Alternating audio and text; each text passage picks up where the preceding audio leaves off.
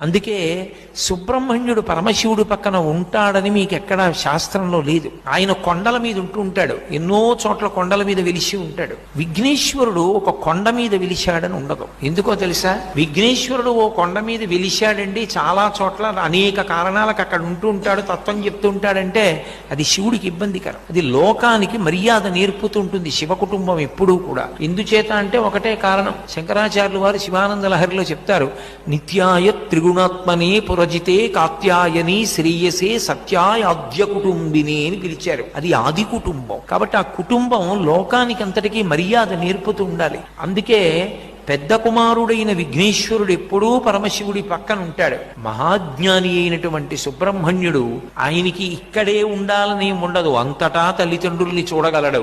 అందుకే ఆయన లోకానుగ్రహం చెయ్యడం కోసమని వివిధ పర్వత శిఖరముల మీద వెలిసి ఉంటాడు.